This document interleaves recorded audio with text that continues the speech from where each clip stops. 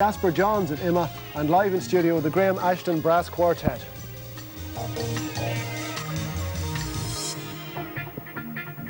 And our guests tonight, Harry Brown is a lecturer in communications at DIT and writes for Village magazine. Pat Coyle is a broadcaster and journalist. Both a radiator and a Pogue, Philip Chevron is a national treasure.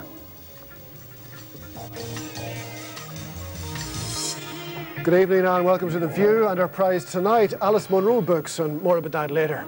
The Dublin Film Festival is running all this week, over 100 movies, including Pierce Elliott's The Mighty Celt, Danny Boyle's Millions, and Wes Anderson's The Life Aquatic with Steve Zissou. The Valentine's Gala special last night was the new Woody Allen film Melinda and Melinda. Two writers looking at a woman's life, one seeing the tragedy, the other seeing the comedy. It stars Will Ferrell and Neil Pepe as the two writers, and Radha Mitchell as Melinda, the woman whose story they both want to tell. Small dinner party. We go with dinner already. I'm running out of obsequious banter. Suddenly, an unexpected person shows up. Melinda? Melinda? What are you doing here? I could use a drink. Champagne or white wine? Wait. You have the makings of a delightful human comedy here. Hurry up, I'm running out of obsequious banter. You're dressed very sexy. Melinda, hi. I just took some sleeping pills. Oh, how many? 28. Call 911. Stay and just eat, it's gonna get cold. I'm gonna be sick. Oh, no, throw up. That's the best thing you've had pills. Not on the carpet. That's a new carpet. Go to the bathroom. Doug and I know somebody who would be perfect for Melinda. I have a very good prospect for Melinda. Can I get to know you better? He's smart. He's got a dental practice in Manhattan. What does she want to do with a dentist? She was already married to a doctor. A dentist is the same thing, but oral. You could establish something real, not more unrealistic pipe dreams. Oh, I'm sorry. Did that come out harsh? Pat, that looks like a Woody Allen movie to me.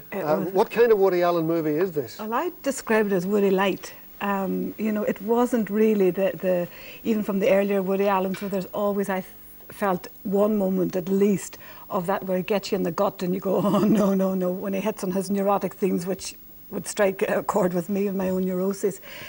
This, I felt, I mean, I really enjoyed it. It's very much a sit-back, feel-good. He's in mellow mood, he's older.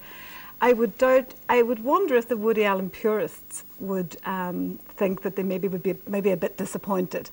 It was entertainment. It was good fun. It was funny. The performances, the men were a bit like Woody Allen himself, particularly Will Ferrell. He was really like Woody Allen. There were times you expected to, I could nearly see his face superimposed on Will Ferrell. He's always in his own movies somehow, isn't he? And he made it this time, because I was saying, yeah, I wonder will he appear? And he appeared in him and in some of the other characters a wee bit too, the men. But it was good. It was a good film, well worth sitting down, good entertainment. But he must be resting and having a good time now in his latter days, because it's certainly not the angst. He's cured. I doubt that. Harry, he's made all sorts of movies, Woody Allen, and even Woody Allen purists, as Pat terms it, have their own idea of who Woody Allen is and what the best Woody Allen type of movie is. In a way, Woody Allen is playing in this movie with what the best type of Woody Allen movie is. You know, should I make Annie Hall and have a laugh, or should I make interiors and be dark? You know, should I use bright colors or kind of muted ones? Please make Annie Hall. Yeah, so yeah, please make Annie Hall is what we want him to do. But then we find out in this movie that he can't really write comedy like he used to. You know, and I thought. Do you believe that? Yeah. Yeah, and I think that the tragic elements of the movie weren't particularly strong either. For me, this was really boring. I have to say, I saw First Daughter over the weekend, and it was more interesting to me than this film. You know, I found that the Will Ferrell doing the Woody Allen imitation. Now that was funny. That was funny because suddenly Woody Allen had been reborn as a 6'2", waspy, good-looking guy, you know. But other than that, it was kind of a flat comment on what it means to go on making Woody Allen movies in your old age. And everybody speaks like Woody Allen, the men and the women, and you sort of see them kind of doing variations on the Woody Allen voice. But the characters don't really embody their problems; they just articulate them. And that's part of his style, but it's boring. I found it really boring. Philip, you know, Woody Allen doesn't always get it right. Sometimes he's magnificent, sometimes he falls a little flat, but he's really boring, as Harry says. You know, was this a boring film? Yeah, well, I think what the trouble with this is he sets out to say what's a comic film, what's a tragic film, and he has this embodied in the characters of the two writers. And Wallace Shawn, especially as the comedy writer, is very funny, but he says, they set up this story and say, how are you going to tell it as a tragedy, how are you going to tell it as a comedy? The comedy writer says, the guy's despondent, he's desperate, he's suicidal, all the comic elements are in place. And that's the trouble with this film, because that's true. There is comedy within tragedy and tragedy within comedy. And nobody knows that better than Woody Allen. So to make a movie that explicitly sets out to figure out what the difference is strikes me as a bit of an unsolvable puzzle. Now, you know? the idea is a good one. I mean, on paper it's a good one. On paper it looks great. You know, the tragic and the comic story about the same person. And you also think if anyone can do that, it might be Woody, yeah. But ultimately, is it confusing? It's very confusing. One of the problems is you have is a bewildering array of characters, because with the exception of the Melinda, everyone's played by two people. So, you know, there's all these actors you've got to get to know, and it's great because, you know, Juliet Taylor's casting director always has a great cast for him. There's some of the best actors on Broadway and London in this. But it does get confusing. By the time you've settled into knowing who everybody is and what function they fulfill, you know, it takes a while. I did end up enjoying it because once I got to know who everyone was, but it was hard work. You didn't find it hard I didn't find it confusing or hard work. I did enjoy it more as when you get the feel of it, you know. But I think the tragic comic, I don't think he made a mistake there. You see, I don't think he was looking at it in the real purest sense of what is tragedy and what is comedy, and true comedy is no laughing matter. I think it was a device to show two stories from two particular ways. I don't think it was anything more than that. I don't think Woody Allen thought it was anything more than that. Yeah. And that is shown up particularly in the one scene toward the end when the principal character, when she comes in and she's drunk and she realises she's never going to see her children again. The lawsuit hasn't been successful, and she's like a drunk person. She says something and then she starts to repeat it again, and it's quite tragic. And it's the one moment where I'm beginning to feel little poignancy in the whole film, and they cut away from it immediately. And we're cut to comedy. Because he knows the whole thing is comedy. Yeah, now, it works better in the comic things, I think, than in the tragic. Well, and Harry, you said you can't write comedy anymore. It's a very serious charge. Well, no good lines in this? It has its moments. I think that Philip's already quoted one of them, but I think that he's making his excuses here for the lameness of his comedy and the lameness of his tragedy by setting it all within this artificial storytelling frame. So we've got to understand that really this is just a conversation around a restaurant dinner table. That's why the characters are so sketchy. The plot is so schematic. That's why people have such silly names. You know, Ellis Moonsong, I think, is the name of one of the characters. But also, there's a trouble that there's. I mean, it is an artificial world now. It's almost a parodic Woody Allen world that he sets it. You know, this is a world that Bin Laden never entered. This is a New York of an eternal Woody Allen vision. Yeah. And you start to think at a certain point, okay, I accepted that in the 70s for Annie Hall, and I accepted it through all his angsty, on the couch kind of movies and so on.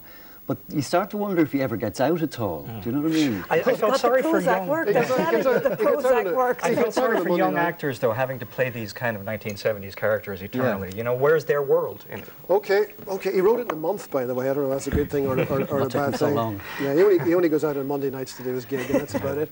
Melinda will be on release in cinemas throughout the country on the 25th of March. It's been described as the most sexually explicit film ever in British cinema. Now I've got your attention. We're talking about Michael Winterbottom's 9 Songs, which stars Kieran O'Brien as Matt and Margaret Stilley as Lisa, a couple who go to lots of gigs and have lots of sex. On the face of it, that's about it. It couldn't be more graphic, not without an endoscope, but coming as it does from the man who directed movies like Wonderland and Code 46, we must perhaps assume that there might be more to it than seems so at first glance. Lisa gave me a book on the Antarctic as my present. The ice is everywhere and everything. It spreads to all sides, an unbounded void of alien whiteness and geometric rigor. Antarctica is the highest, windiest, driest continent. Its topography and dynamics the simplest on Earth, an exercise in reductionism.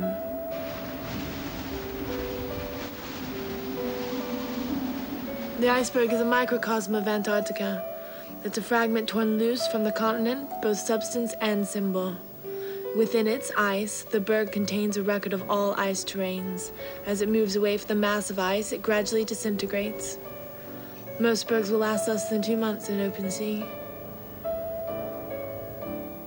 One of the few clips there, Philip, we could have shown from this from this movie. Now, we're all grown-ups here, and we're probably not a bunch of prudes and so on, but what was this film, Philip, do you think? Well, I'm still asking what's it all about? I'm still asking that. One thing that clip illustrates is that there's nobody wrote this film. There's no screenwriter. Essentially, they've improvised all the dialogue, and in that case... That's true, there was no script. Yeah, so, and that's its first mistake, because there's nothing that actually bonds this together. There's no vision that bonds it together. What he's tried to do is he's got this... he's telling the story of this love affair between this English guy and American woman in London, and it seems that they go out to gigs, they snort cocaine, they have a lot of sex, they talk inanities to each other, and then it ends. And all of this is told in a flashback of him flying over the Antarctic. And the Antarctic, there's this kind of pretentious element where we're invited to see the Antarctic as this metaphor for their relationship. And indeed, we're invited to see them going to the Brixton Academy to see bands as a metaphor. And I just didn't buy any of it, because it's actually so feeble that at one point he's forced to point out this to the audience, where he has the guy going to the Brixton Academy on the one occasion where he has to go to a gig on his own without the girl, and he says, "Oh, you're in a room full of 5,000 people and you feel so alone," you know. This is it. This is actually, it's so banal that he has to spell this out in the dialogue. Yeah. It was rubbish. We have to rubbish. Yeah. We have to assume, Pat, on one level, this is Michael Winterbottom. He knows what he's doing. He's a film director of some note. He's made some good movies. He will make many movies in the future. And yet, part of me's thinking, even by discussing this film, we're giving it some kind of credibility it doesn't even deserve. Crossed my mind, are we going to waste another 10 minutes since I wasted an hour and 10 minutes? I thought this was the most cliched claptrap I have sat down in front of. Probably one, I would say, of the worst films I've ever seen.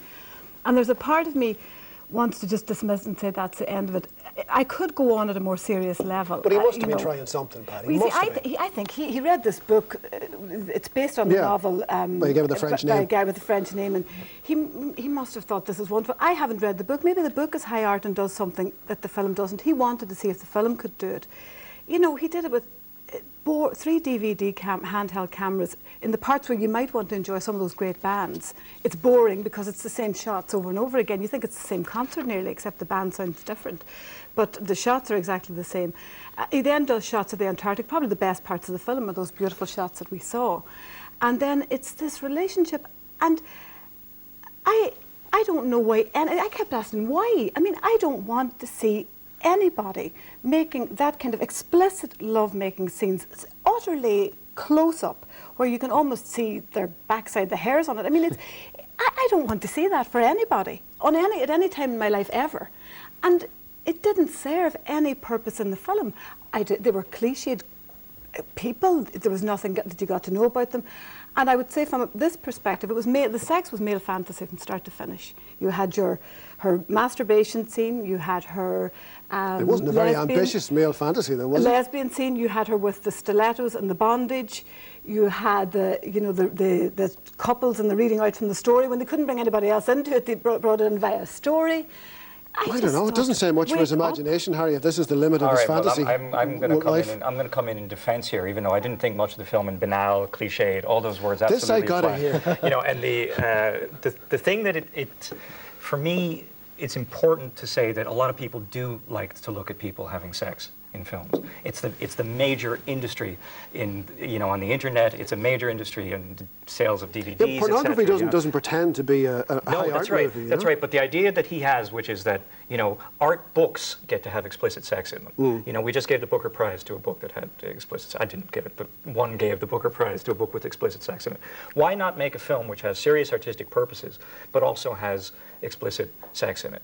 And for me, the one thing that it does by doing that is by having this banal relationship, but also bringing us into that relationship, into the most intimate parts of that relationship in a way that we haven't seen in a legitimate movie before. It actually highlights the superficiality of the relationship, and maybe the superficiality of all loving relationships. I think it's definitely there. I think that it's deliberate. I mean, the Antarctic stuff and all that is partly a metaphor for that, partly a boring metaphor for how impenetrable women are, how difficult to understand and explore they are. Another cliche. Yes, come on, unfortunate choice of words in the circumstances. We have to accept that he asks the right question, because he says, he was inspired by Houellebecq's novel Platform. That it's a great book full of explicit sex, and he's thinking, how come books can do this but film which is far greater disposed to, cannot. Well, I think so. The question's valid, and the exploration of it's valid in putting this real. But the answer is fairly banal, which is that real sex doesn't look very good in movies. Is the answer? Has sex ever been well done in a movie? Of course it has. It's well done in pornography all the time. Yeah, but the point about this was deliberately. Well, it's art